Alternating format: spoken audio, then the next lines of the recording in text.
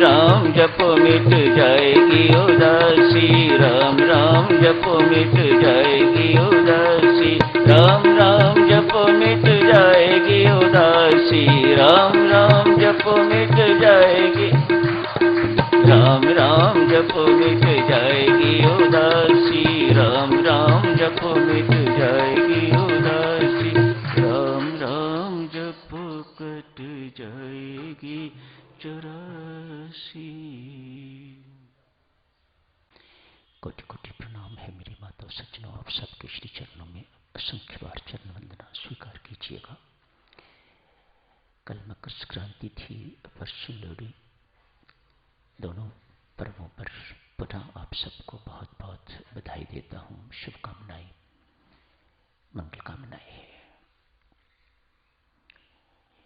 गीताचार्य भगवान पंजाबी समुदाय लोहड़ी के पर्व को बहुत धूमधाम से मनाता है। कथा साधक इस प्रकार की है लोहड़ी की। किसी एक नगर में ब्राह्मण रहते थे, उनकी पुत्री बहुत सुंदर थी, नाम भी सुंदरी, उसका नाम ही सुंदरी। उसके रूप एवं यौवन की चर्चा जगह जगह, गली गली, मोहल्ले मोहल्ले, यहां तक कि राजा तक भी सूचना पहुंची, अमुक ब्राह्मण की पुत्री बहुत सुंदर है। राजा आदेश देते हैं, ये तेरी पुत्री मेरे महल में होनी चाहिए, मैं तुम्हें माला माल कर दूंगा। ब्राह्मण को यह बात अच्छी नहीं लगी,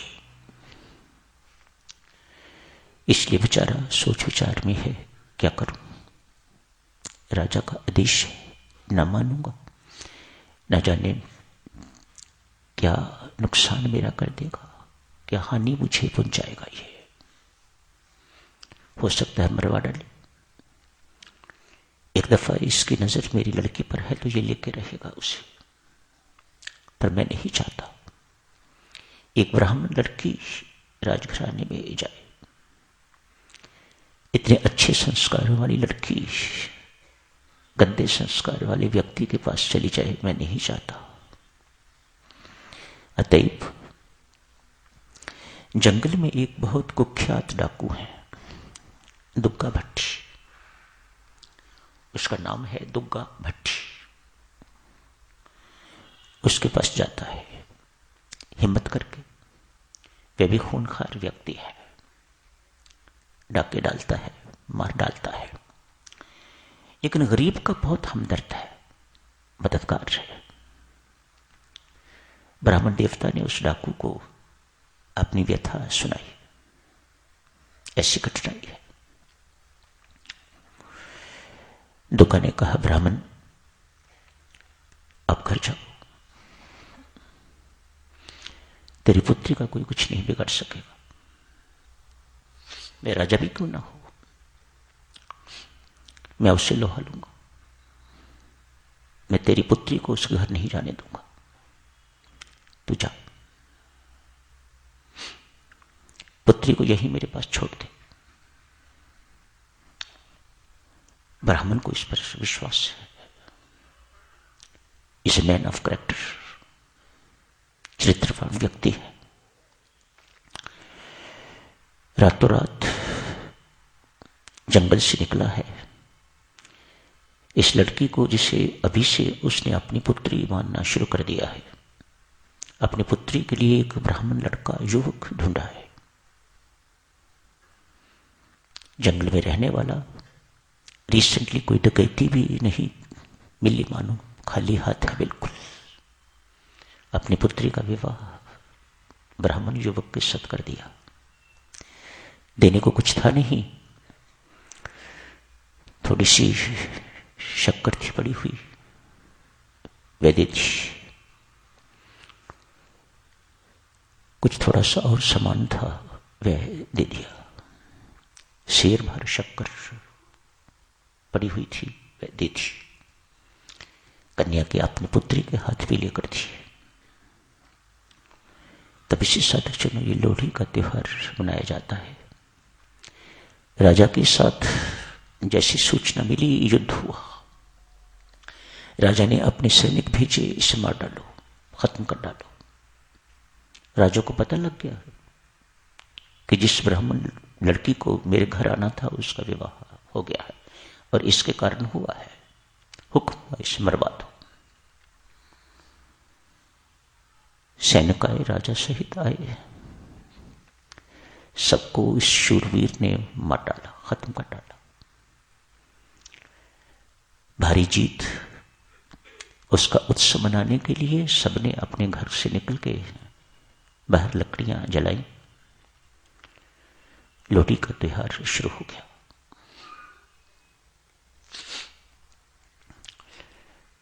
पंजाब में अभी भी इस दुर्गा भट्टी की महिमा गाई जाती है। पंजाबी दुर्गा भट्टी सही नाम तो नहीं लेते, दुल्ला भट्टी कहते हैं। सुंदर मुंदरिए ओ, तेरा कौन बेचारा ओ, दुल्ला भट्टी वाला ओ, दुल्ले तीवी आई ओ, शेर शक्कर पाई ओ। लड़के लड़कियां लोहड़ी मांगने के लिए जाते हैं।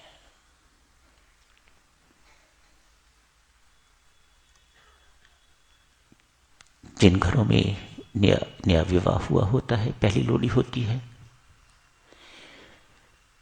नई शादी होती है, पहली लोहड़ी होती है, वहां से तो रुपये भी मिलते हैं, पॉपकॉर्न मिलते हैं, रेवड़ी चिड़ुड़े मिलते हैं, इत्यादि इत्यादि। जो आग जलाई जाती है उसमें भी ये सब चीजें डाली जाती हैं। काफी रात्रि तक, मध्य रात्रि के बाद तक लोग बैठ के आग के इर्द गिर्द आग सेकते हैं। सूर्य उदय होने से पहले उसकी राख अपने अपने घरों में ले जाते हैं।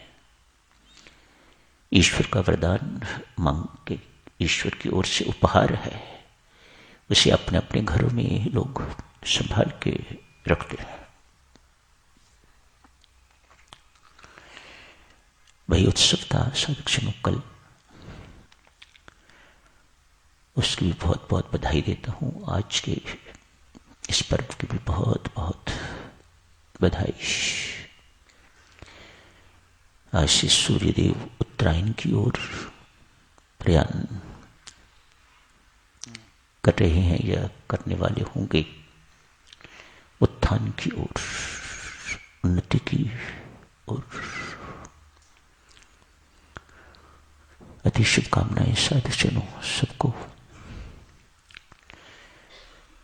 आध्यात्मिक उत्थान की ओर हमें भी बढ़ने का आज व्रत लेना चाहिए।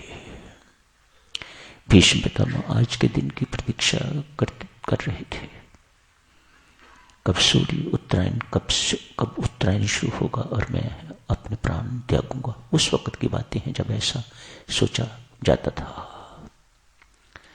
आज के दिन की प्रतीक्षा भीष्म पितामह ने की, इसलिए शैया पर लेटे रहे। आज इच्छा प्रकट की, बस अब चलना चाहिए, और आज की मृत्यु हो जाती है। अति शुभकामनाएं साधक जनों। बारंबार आप सबको बहुत बहुत बधाई, शुभकामनाएं, मंगल कामनाएं सब।